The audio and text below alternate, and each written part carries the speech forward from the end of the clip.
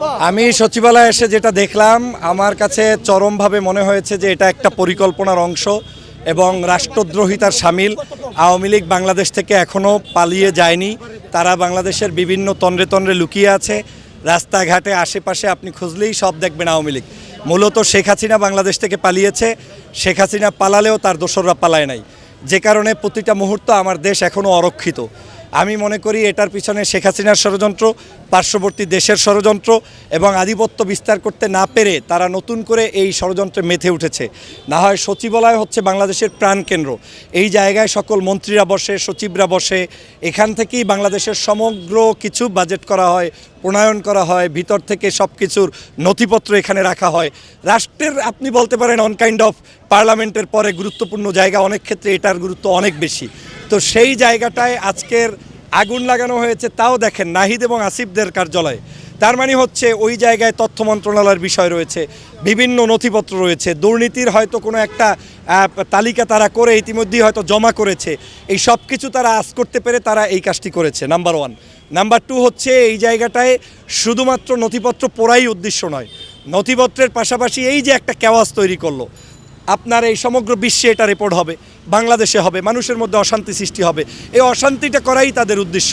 তারা এটার দ্বারা প্রচার করবে যে বাংলাদেশ হাসিনা গিয়েছে, বাংলাদেশ ভালো নাই, কিন্তু বাংলাদেশটা হাসিনা থাকতেও ভালো নাই, হাসিনা যাওয়ার পরেও ভালো রাখতে দিবে না।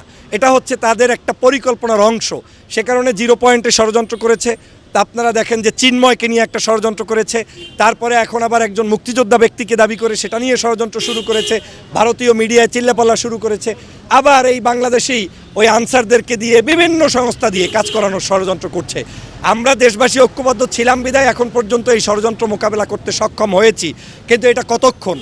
যতক্ষণ পর্যন্ত আপনি আপনার আশেপাশের ল্যাব কম্বলের ভিতরে ঘুমান্ত লোকটাকে না চিনতে পারবেন, ততক্ষণে তো আপনি ষড়যন্ত্র মোকাবেলা করতে পারবেন না। আমার কাছে মনে হচ্ছে সরকারের উপদেষ্টাদের আশেপাশে যারা ঘুরঘুর করছে, যারা তাদেরকে নিয়ন্ত্রণ করছে, যারা তাদের অফিসে সহযোগিতা করছে, এই মানুষগুলোর মধ্যেই শেখ হাসিনার কোনো না কোনো এজেন্ট এখনও রয়ে গিয়েছে। যে কারণে গতকালকের এই বন্ধের দিনে তারা এটাকে বাছাই করেছে এবং ক্রিসমাস ডেতে একজন উপদেষ্টা সম্ভবত ঢাকা শহরের বাহিরে এইটা জেনে একটা পরিকল্পনার অংশ হিসাবে এই বিল্ডিংয়ে করেছে। এবং দেখেন বিল্ডিংটাও সচিবালয়ের গেটের সামনে করেছে। অর্থ হচ্ছে এটা একটা ফোকাস পয়েন্টে নিয়ে এসেছে, পিছনেও করে নাই। একটা লোককে হত্যা করলো, ফায়ার সার্ভিসের ওই রাতের বেলা ট্রাকের এত গতি থাকার কোনো কথা না, এই জায়গা থেকে ট্রাকগুলো কতই বা স্পিডে যাবে, কিন্তু একজন ফায়ার সার্ভিসের কর্মীর উপর থেকে যখন গাড়িটা তুলে দিয়েছে সেটার দ্বারাই প্রমাণ হয় যে এটা একটা পরিকল্পনার অংশ। শুধু তাই নয়, আপনারা দেখেছেন যে আমাদের এই বাংলাদেশের এই যে বৈষম্যবিরোধী আন্দোলনের নেতা একজন, তার গাড়ির উপরে 2 বার করেছে, সম্ভবত আপনার সমন্বয়ক কি বলে হাসনাত আবদুল্লাহর গাড়িতে করেছে। আমি এভাবে করে অনেক মানুষের অনিরাপত্তা আমি বাংলাদেশে এই মুহূর্তে দেখছি। গত কয়েকদিন পর্যন্ত আমাদের যারা বিভিন্ন সমন্বয়ক রয়েছেন, তারপরে আন্দোলন করেছেন, সেই ব্যক্তিদের উপরে পর্যন্ত তাদেরকে গুম করা হচ্ছে। এই যে কার্যক্রম শুরু হয়েছে এটা আওয়ামী লীগের একটা ষড়যন্ত্রের অংশ।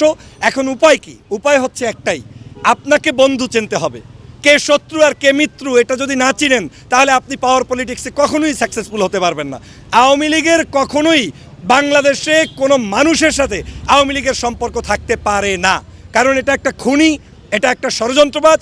এটা 24 ঘন্টা মানুষের উপরে রক্ত চুষে চুষে বাংলাদেশকে 16 বছর নিয়ন্ত্রণ করেছে অবৈধ পথে। অতএব এই আওয়ামী লীগকে আপনি পাশে বসিয়ে রেখে আরামায়েশে সংসদ চালাবেন, দেশ চালাবেন, এটা একেবারে অকল্পনীয়। অতএব আমি মনে করি সবার আগে বাংলাদেশে এই মুহূর্তে স্পেশাল কমপক্ষে 2 লক্ষ পুলিশ নিয়োগ দেওয়া দরকার।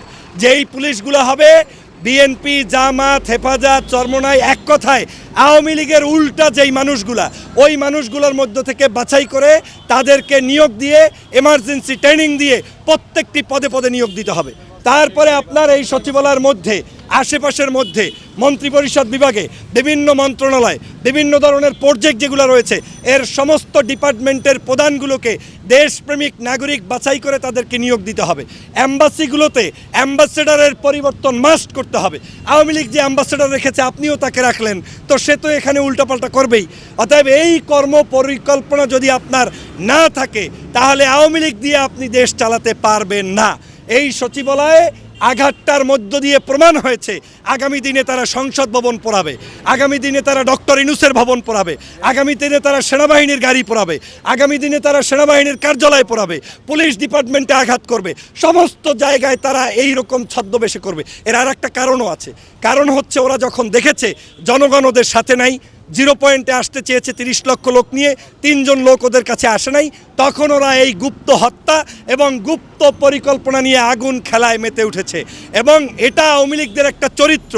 নিশ্চয়ই আপনার মনে আছে পঙ্কজ দেবনাথ নামের একজন আওয়ামী লীগের এমপি ছিলেন, বিহঙ্গ পরিবহনগুলোতে আগুন দিয়ে, গান পাউডার দিয়ে মানুষ মেরে হত্যা করে বিএনপি জামাতের উপরে দোষ চাপাতে চেয়েছিল গত 16 বছর। সেই সময়ের ষড়যন্ত্রবাদীরা আজও বাংলাদেশে আছে। অতএব এই বাংলাদেশে আমি মনে করি সকল ষড়যন্ত্র রুখতে হলে আওয়ামী লীগকে সবার আগে নির্মূল করতে হবে, এবং যেই ব্যক্তিরা আওয়ামী লীগের ইস্যুতে সার দিয়ে কথা বলবে না তাদেরকেই উপদেষ্টা বানাতে হবে, তাদেরকেই প্রশাসনে রাখতে হবে। আওয়ামী লীগের সাথে ইটিস পিটিস করবে তাদেরকে কোনো জায়গায় রাখার সুযোগ নাই বলে আমি মনে করি।